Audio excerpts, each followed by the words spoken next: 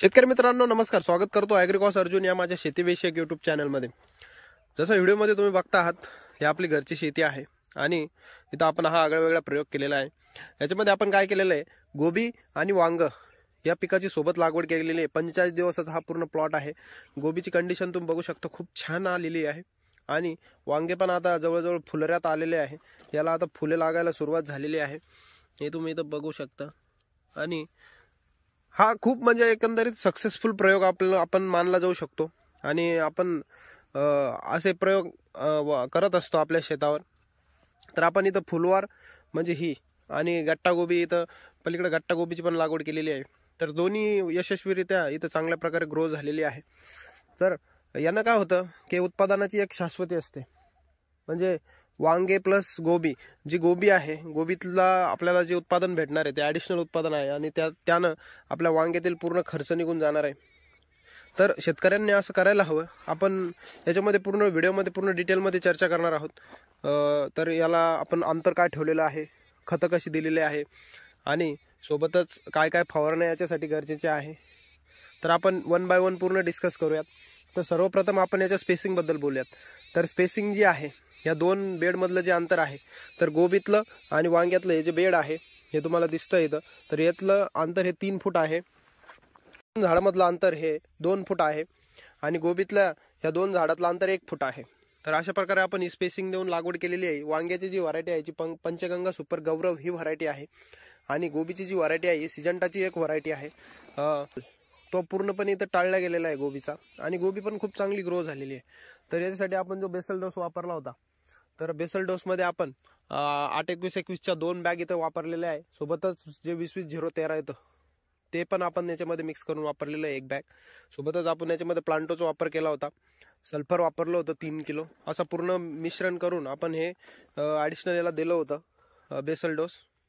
तर याला काय जो खतावरचा जो समजा आपल्याला जो खताचा डोस द्यायचा आहे तो 1 गोणी शिल्लक द्यायची आहे, कारण इथं पिकं 2 ग्रो होत आहे आणि 2 बेडमधलं अंतर हे 3च फूट आहे। त्याच्यामुळे झाडं जास्त आहे, त्याच्यामुळे खत थोडं एक्स्ट्रा द्यावं लागतं। आपण त्याला 15 दिवसानंतर 14-48 याची आळवणी केली होती आणि तुम्ही इथं बघू शकता खूप चांगला इथं ग्रो झालेला आहे। आणि जे फवारणीचे जे औषधं आहे ते जवळजवळ दोन्हीवर सेम औषधं चालतात, काही अडचण नाही। कारण याच्यावर कॉमन एक कीटक असतो जो म्हणजे आळे नियंत्रण, आणि बाजारात जेवढे पण औषधं आहे आळे नियंत्रणासाठी ते गोबीवर आणि वांग्यावर आपण कॉमनली वापरू शकतो, त्याच्यामुळे काही अडचण नाही। बऱ्यापैकी औषधं जसं आपण डेलिगेट झालं, ट्रेसर झालं, कोराजन झालं, इमॅक्टिन एन्झाईट, एन्झोकेम ॲग्रो केमिकल्स, टार्झन येतं, इमेज येतं, याच्यापैकी तुम्ही कोणतं कीटकनाशक आलटून पालटून फवारू शकता। आणि वांग्यावर जे पांढरी माशी ह्या पिरियडमध्ये आपल्याला जास्त त्याचा प्रभाव जाणवतो, त्याच्यासाठी तुम्ही पेगासस वापरू शकता, SLR 525 वापरू शकता, आलटून पालटून याच्या फवारण्या घेऊ शकता। सोबत याच्यावर बुरशीचे जास्त बुरशीजन्य रोग येत नाही, वांग्यावर येतात, त्याच्यासाठी अँट्राकॉल साप पावडर जर अधूनमधून तुम्ही वापरत राहिला तर तुम्हाला कोणत्याही बुरशीजन्य रोगाचा याच्यावर जास्त प्रादुर्भाव दिसणार नाही। तर हे जे मिश्र पीक पद्धती आहे ही खूप सोपी आहे, जास्त याला काही वेगळेपणा करायची गरज नाही, फक्त खतांचा एक थोडा ॲडिशनल डोस आपल्याला द्यावा लागतो।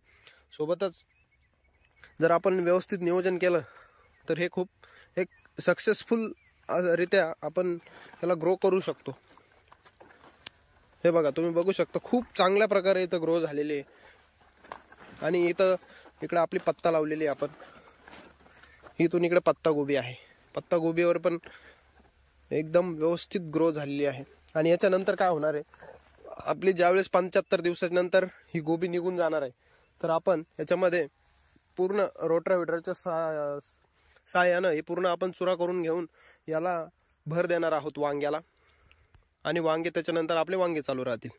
म्हणजे जो आपला ॲडिशनल जो आपल्याला गोबीला ग्रो करायचं जे वेगळी जमीन किंवा वेगळं पाणी खत याची गरज नाही, याच्यातच आपला पूर्ण वांग्याचा खर्च निघून जाणार आहे। आणि वांगे पण इथं नंतर 6 फुटावर आपले वांगे ग्रो करतील। आपण 2 झाडामधलं जे वांग्याचं स्पेसिंग आहे हे मुद्दाम 2 फूट ठेवलेलं आहे। जनरली आपण काय करतो 2.5 फूट ठेवतो किंवा 3 फूट ठेवतो आणि 2 बेडमधलं अंतर 5 किंवा 6 फूट 4.5 फूट आपण घेऊ शकतो। तर आपण हे 6 फूट अंतर 6 बाय 2 वर आपण मुद्दामच लावलेलं आहे, कारण गोबीची निघल्याच्या नंतर हे जो मधला स्पेस आहे हा पूर्ण वांग्याला साईड बाय ग्रो करणार आहे आणि आपल्याला वांग्याचं पण खूप चांगलं उत्पादन भेटणार आहे इथं। आणि सोबतच आपण इकडे थोडी कोथिंबीर पण लावली होती, ती पण खूप छान झालेली आहे ग्रो। तर तुम्हाला हा प्रयोग कसा वाटला कमेंटमध्ये नक्की कळवा। आणि शेतीविषयक असेच नवनवीन प्रयोग आणि शेतीविषयक माहितीसाठी ॲग्रिकॉस अर्जुन ह्या चॅनलला सबस्क्राईब करा। व्हिडिओ आवडले असल्यास व्हिडिओला लाईक करा, शेअर करा, चॅनलला सबस्क्राईब नक्की करा। धन्यवाद।